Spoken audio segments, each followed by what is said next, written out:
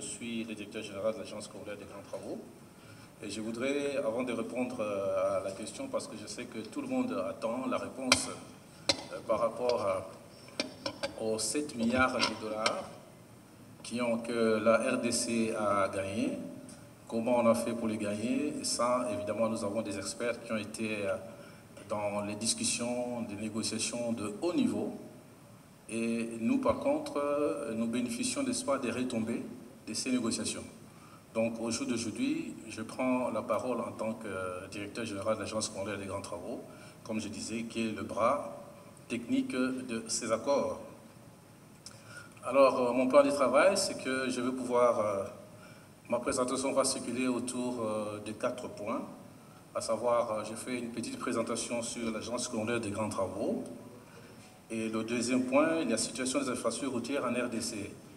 Normalement, l'agence, elle est transversale, c'est-à-dire elle s'occupe de plusieurs matières, notamment les routes, les chemins de fer, les ports. Mais aujourd'hui, nous allons nous atteler uniquement sur les infrastructures routières. Tout simplement parce qu'hier, notre ministre qui était ici nous a dit qu'en ce moment-ci, ce qui nous intéresse le plus, ce sont les infrastructures routières. Nous avons besoin d'électricité, nous avons besoin de ports-aéroports, nous avons tous besoin de toutes ces infrastructures, mais tant que la route n'y est pas, eh bien, nous avons des problèmes. Et d'ailleurs, les collègues qui ont parlé hier de 145 territoires ont bien dit que parmi les difficultés qu'ils ont eues pour pouvoir réaliser ce programme, c'est le manque d'infrastructures routières. Donc je m'arrêterai, moi, au niveau de route. Alors, troisième point, ce sera le besoin d'infrastructures routières de la RDC.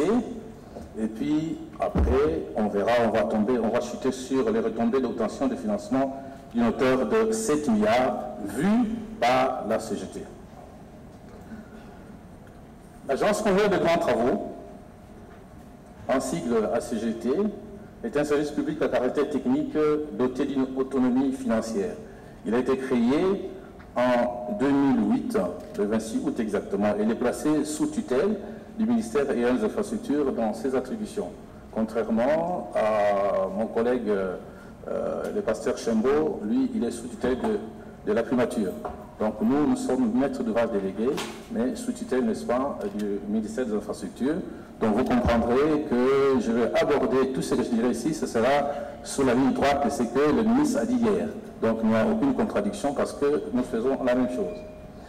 Les missions principales de la CGT, c'est le management de projets, d'infrastructures structurantes dans les secteurs suivants. Les routes, chemins de fer, voirie, ports, aéroports, bâtiments, génie urbain et énergie. Mais nous allons nous attarder seulement sur les routes. Nos missions, en tant que maître d'ouvrage délégué, nous sommes, n'est-ce pas, placés sous la tutelle du ministère des Infrastructures. Nous assurons la conception des ouvrages. Comme j'ai dit tout à l'heure que la CGT elle est transversale, c'est-à-dire qu'à partir du moment où nous sommes comme un bureau d'études, nous travaillons sur toutes les matières qui nous sont missionnées par notre tutelle. Nous supervisons les travaux et également nous assistons et nous sommes le conseiller du gouvernement, tant du gouvernement central que du gouvernement provincial. Alors, notre ambition, nous voulons d'abord devenir un grand bureau d'ingénierie et puis être le référent des qualités dans la mise en œuvre de grands projets. Ici, je dois vous dire tout simplement que le concept de grands travaux en Afrique a commencé en Côte d'Ivoire. Donc, c'est la Côte d'Ivoire qui a commencé et aujourd'hui, ceux qui ont suivi l'historique de l'agence de grands travaux en Côte d'Ivoire, ils se liaient en un grand bureau d'ingénierie qui s'appelle aujourd'hui le BENET. Eh bien, nous sommes sur ce pas-là parce qu'on ne vante pas la roue. Nous sommes en train de suivre l'exemple de BENET et nous allons y arriver. Nous sommes également, n'est-ce pas, les conseils privilégiés du gouvernement dans les enjeux du pays concernant le développement durable des infrastructures structurantes. Au niveau de la CGT, si les gens veulent travailler chez nous, nous avons comme valeur de l'entreprise. Nous avons la loyauté, l'intégrité, l'innovation, la rigueur, la méthodologie, la résilience. L'excellence est ma loi, c'est notre devise. Les effectifs, pour le moment, nous avoisinons le 290 agents à la CGT.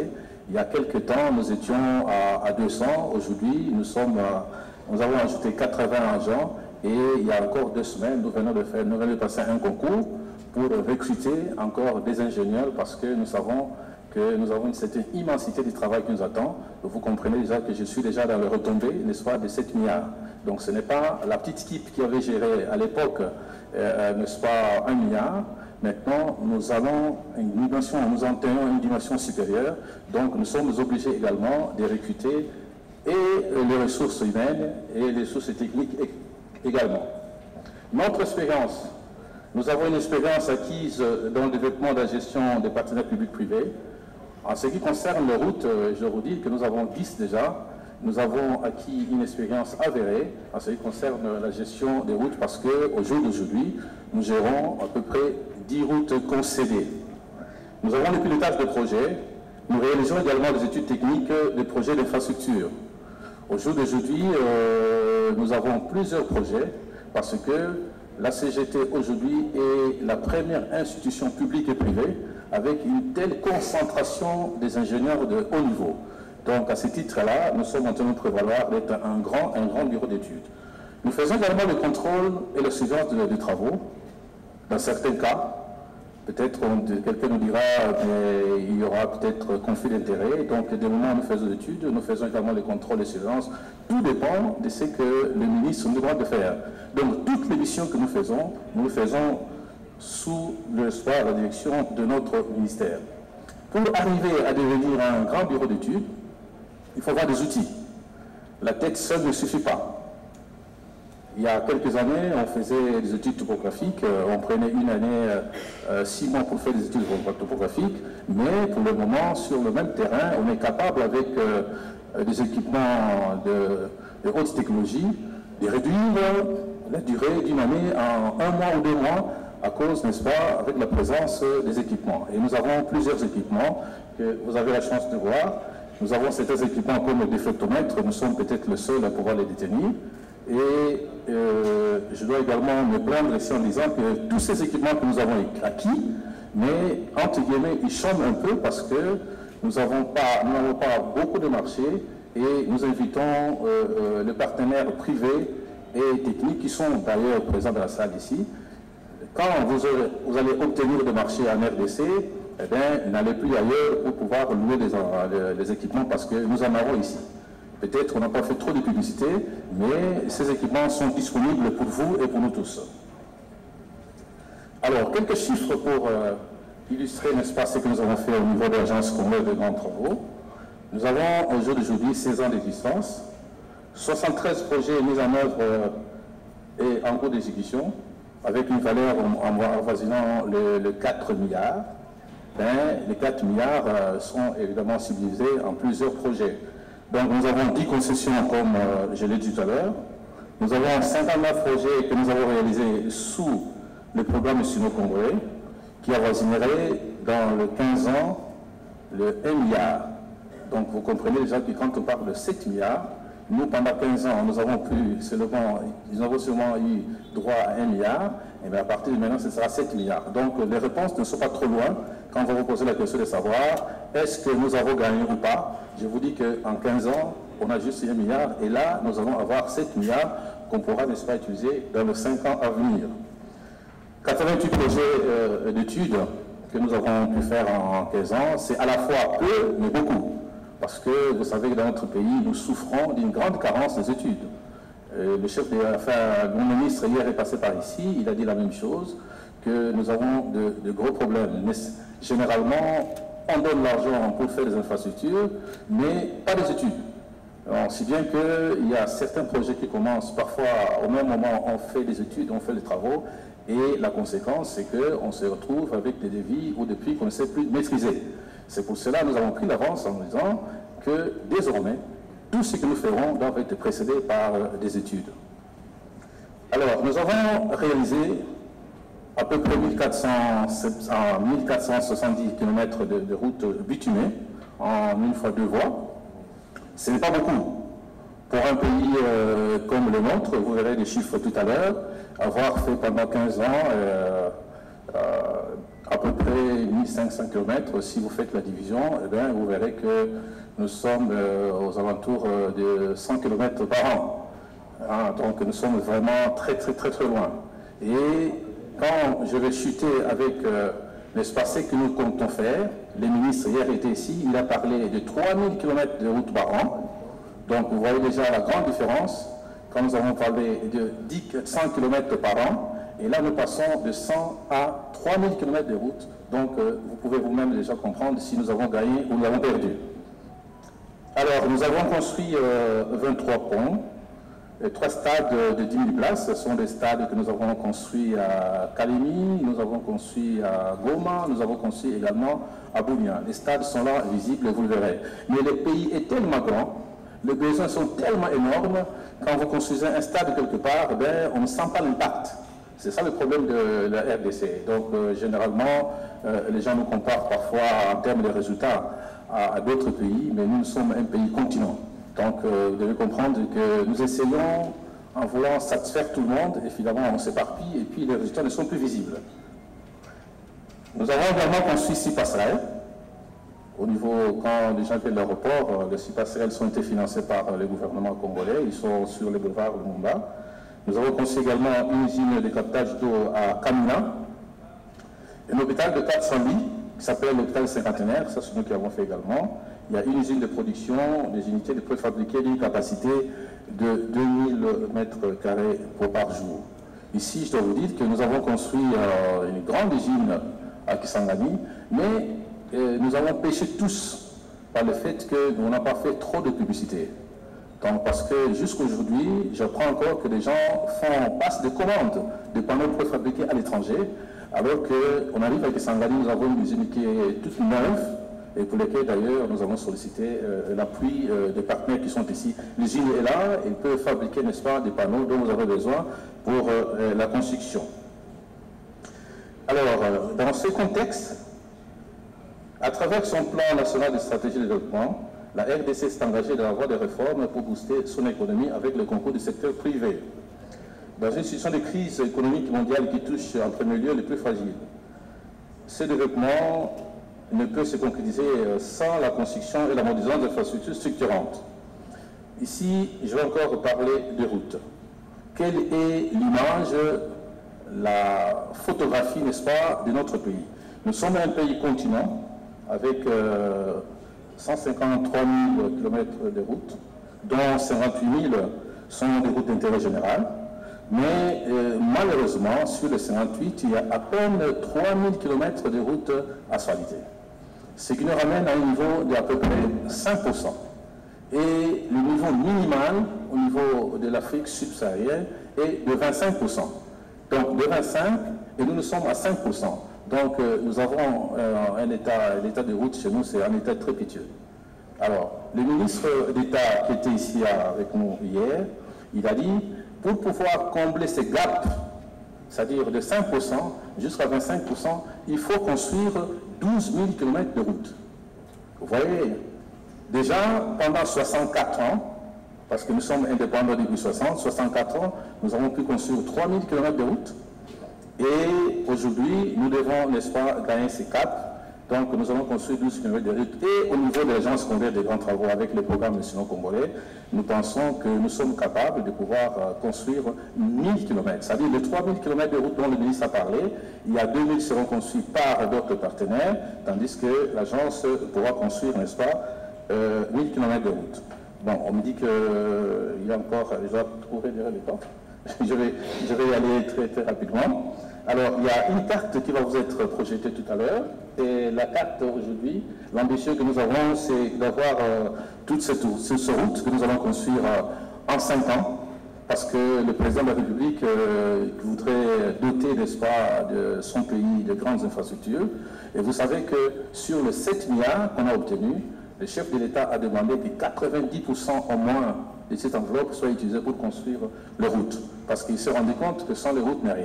Alors, regardez la grande innovation, et ça c'est le projet le plus important qu'on va avoir. Regardez la RN1, qui est en fait le puits dorsal de notre pays, qui part de Mwanda à l'ouest, la côte, et qui arrive jusqu'à Sakania. Nous sommes aux alentours de 3000 km de route. Mais cette route-là, qui est là, sur la numéro 1, n'est pas praticable en son entièreté.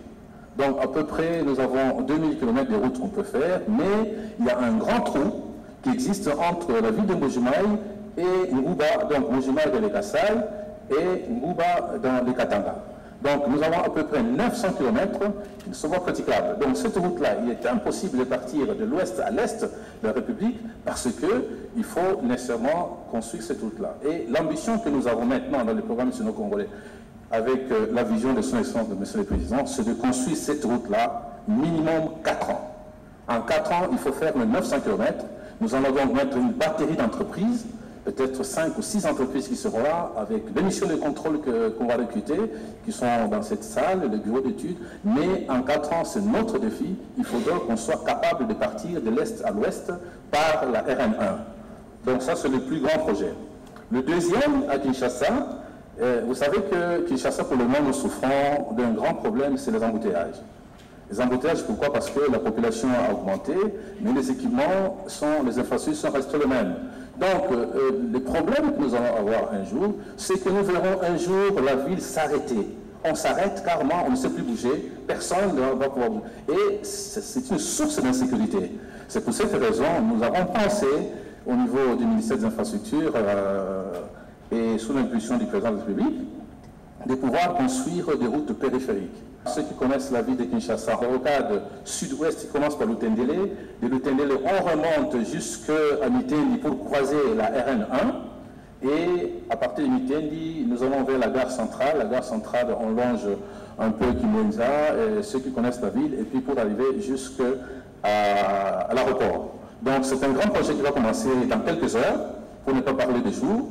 Donc, nous avons besoin de l'accompagnement de tout le monde. Alors, les besoins d'infrastructures routières, le monde de financement, nous avons le trésor public qui finance, n'est-ce pas, nos projets, mais nous devons dire également que l'enveloppe est très faible. Alors, nous avons le programme Sino-Congolais qui vient booster, n'est-ce pas, le secteur de route. Parce que, pour la première fois, nous avons un matériel financier très important, de 7 milliards, mais je vous dirai comment on va pouvoir l'utiliser. Il y a également la coopération bilatérale et multilatérale, il y a également le partenariat public-privé que nous encourageons ici. En 15 ans, nous avons eu une enveloppe de 1 milliard. Les décaissements annuels moyens étaient aux alentours de 80 millions de dollars. Vous voyez, un pays comme le nôtre, 80 millions, ce n'est pas assez. Et le total immédiat que nous avons fait, c'est 1500 km, d'où en moyenne de 100 km, j'avais déjà dit. Maintenant, il y aura beaucoup plus d'infrastructures parce que nous avons l'ambition de construire 1000 km de routes par an. Donc nous passons de 100 à 1000, donc vous avez vu les calculs qu'on va multiplier par 10. Alors, l'autre retombée, nous avons en 2024 ici, on va nous disponibiliser, n'est-ce pas, 634 millions de dollars, et pour les prochaines 15 années, nous aurons 324 millions de dollars par an. En cas d'investissement annuel de 324 millions, il sera possible, à partir de 2025, il sera possible de pouvoir avoir 1,5 milliard par an. Ce qui fait que nous avons l'ambition de construire les 3 000 km de routes dont je vais parler. Les retombées, nous avons la disponibilité des financements, est une opportunité pour l'Agence scolaire des grands travaux et pour les pays. Nous avons l'implantation de directions provinciales à travers tout le pays parce que la souffrance que nous avons, comme j'ai parlé tout à l'heure, ce sont les études. Et nous avons voulu multiplier, n'est-ce pas, les directions provinciales pour nous aider à pouvoir avoir plus à faire de collecte de données et pouvoir faire de très très bonnes études. Le renforcement de l'équipe de son corps de métier par un recrutement sur concours. Nous avons fait un concours et dites-vous bien que pour recruter 50 ingénieurs, nous avons eu 1650 candidats ingénieurs de haut niveau, mais malheureusement, on ne peut pas tout prendre. C'est pour vous dire réellement, il y a un besoin urgent de recruter les gens et de donner du travail aux gens. Alors, une autre opportunité, c'est l'utilisation des entreprises congolaises dans la convention, dans l'actuel, n'est-ce pas, je dirais, dans la version actuelle de la convention de collaboration, parce qu'avant le 14 mars 2024, seulement les entreprises chinoises travaillaient dans les programmes sino-congolais. Les entreprises congolaises pouvaient travailler. Donc voilà la nuance, c'est qu'à ce moment-là, les entreprises congolaises pouvaient travailler. Étant donné que les entreprises chinoises travaillent ils avaient besoin de plus de travail, donc on ne recourait pas trop aux entreprises chinoises et congolaises. Maintenant, ça devient une obligation.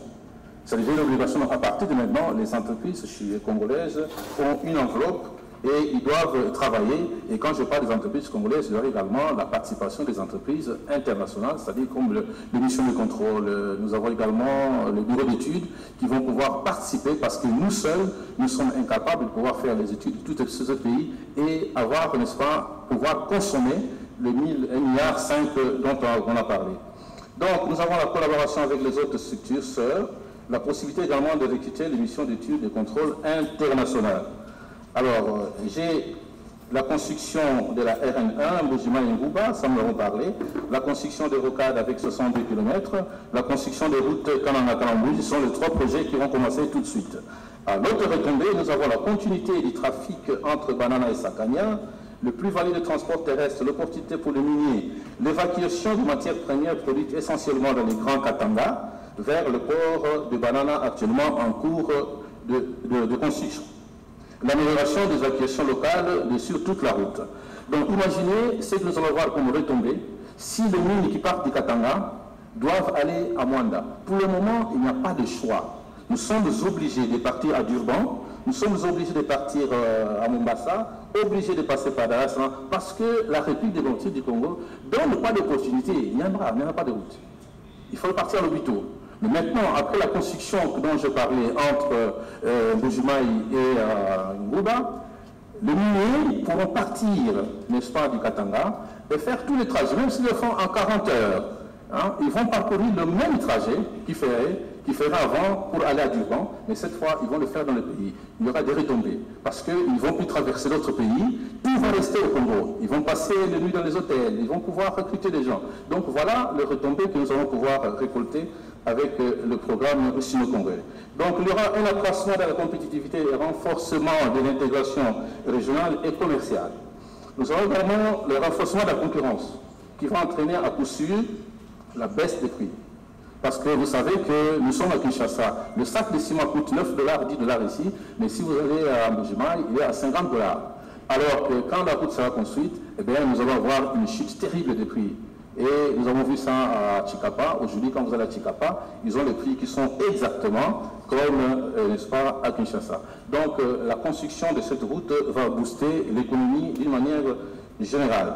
Alors, sur le plan africain, si vous regardez la carte, n'est-ce pas, le corridor africain, vous verrez qu'il y a un grand trou au niveau de la RDC. Tous les corridors passent partout, mais quand ils arrivent au niveau du Congo, eh bien, ils ne passent plus. Les corridors numéro 8, qui part de Mombasa jusqu'à Lagos, quand vous arrivez au Congo, eh bien, il doit passer par Kisangani, il n'y a pas de route. Vous passez de Béra vers l'Obito, vous passez par Lubumbashi et Kolwezi pour arriver à Dilolo, il n'y a pas de route. Donc tout se casse chez nous. Eh bien, avec le programme sino-congolais maintenant, dans sa version actuelle, nous allons tout faire et puis vous allez voir que nous allons pouvoir construire. Alors, pour terminer, j'aimerais vous inviter à regarder le passé avec reconnaissance, vivre le présent avec passion, embrasser l'avenir avec persévérance. Je vous remercie.